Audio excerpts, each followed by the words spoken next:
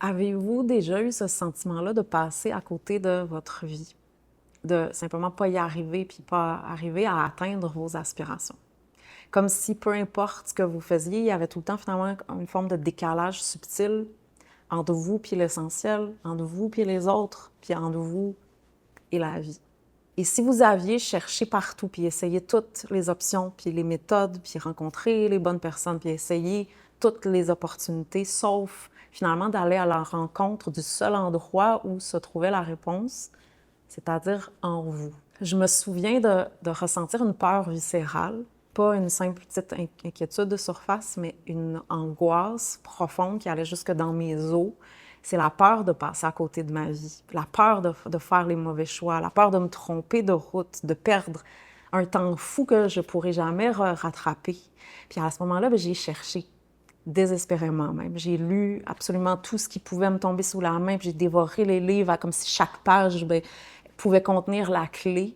J'ai rencontré des enseignants, des maîtres, des thérapeutes, j'ai même consulté des médiums, puis j'ai exploré des approches, puis des pratiques, j'ai voyagé, j'ai cogné à tellement de portes et j'ai eu des opportunités en espérant à chaque fois que ce serait la bonne. Et ce que je cherchais finalement au fond, c'était pas simplement uniquement le bien-être, c'était un sens, puis un ancrage, puis un fil conducteur qui pourrait relier chacun des morceaux de ma vie. Et pourtant, même bien entourée, puis même quand tout semble bien aller, bien, il y avait tout le temps en moi ce tiraillement-là, puis un feu intérieur, puis des désirs profonds, puis ce corps que je négligeais, que j'habitais pas, malgré le yoga ou la méditation. J'avais cette intuition-là, puis presque m'en fait un appel que ma vie pouvait être autre chose. Quelque chose de plus vrai, de plus substantiel, de plus vivant. Et je rêvais en fait d'une existence qui ressemble au récit initiatique que je pouvais dévorer. Mais je voulais pas aller ailleurs pour y avoir accès. Je voulais dans ma vie que chaque étape soit un passage, puis que chaque obstacle mène à une révélation. Mais chaque fois que je croyais m'en rapprocher puis y arriver, mais ça m'échappait littéralement comme du sable entre mes doigts. Alors, à ce moment-là, j'ai forcé. J'ai tenté de forcer, puis j'ai tenté de contrôler les choses, puis de défoncer les portes. Puis je me suis battue contre moi-même, contre la vie, contre les autres. Puis je voulais tellement que les portes y s'ouvrent pour moi, puis je comprenais pas pourquoi elles restaient closes. Puis je comprenais pas non plus que quand, par exemple, elles s'ouvraient, puis que même quand j'avais ce que je croyais vouloir, bien, qu'il restait encore cette insatisfaction-là, puis cette impression qu'il manquait toujours quelque chose.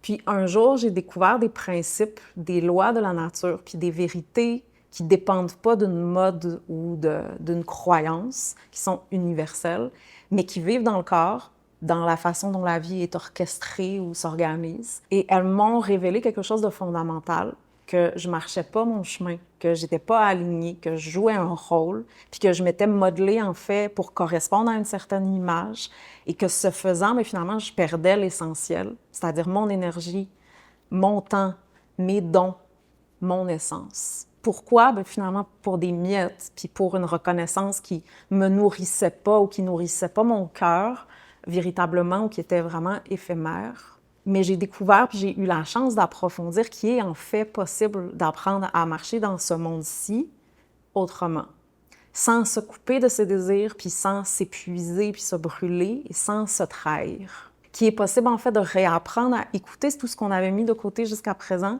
c'est-à-dire notre nature profonde, puis notre vérité organique. Et que malgré tout ce qu'on nous raconte, là, parce que c'est vraiment partout dans tous les médias, bien, il n'existe pas 1000 voix pour soi. Il y en a en fait une, et une seule, puis elle est toujours là depuis le début, elle nous attend.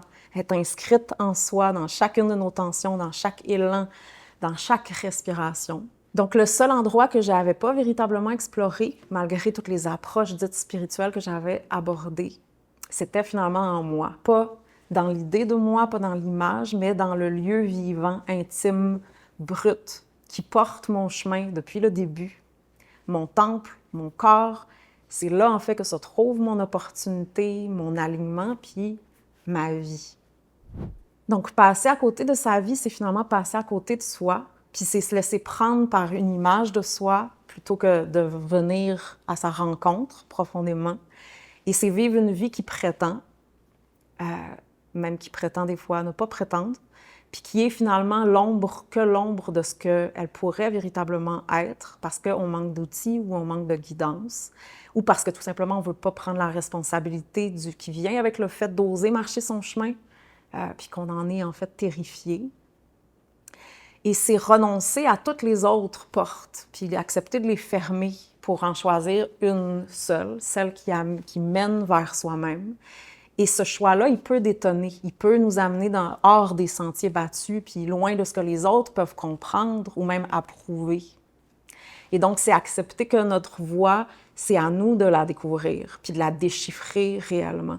Puis que personne, en fait, peut faire ce travail-là pour soi. On peut être guidé, on peut être inspiré, puis soutenu. En fait, c'est nécessaire, mais personne ne peut réclamer pour nous les parties de nous-mêmes qui attendent d'être rencontrées, puis apprivoisées, puis aimées. Et donc, même si le monde entier là, nous disait qu'elles sont mauvaises ou extraordinaires, c'est finalement devenir son propre protecteur, son propre gardien, puis s'aimer sans compromis. Donc, passer à côté de sa vie, c'est passer à côté de cette grande histoire-là qui est la nôtre, par manque de courage, puis de ressources ou de guidance. Et retrouver sa voie, c'est en fait le choix inverse. C'est accepter qu'il n'y en a qu'une seule histoire, puis qu'il nous appartient finalement d'en marcher les pas, puis d'en écrire les lignes à travers chacune de nos actions, à travers chacune de nos pensées, à chaque moment où on choisit de se choisir. Et c'est un choix que je fais, que je refais à chaque jour, à chaque minute. Donc, si c'est quelque chose qui vous parle profondément, mais sachez que ce chemin, il est juste là.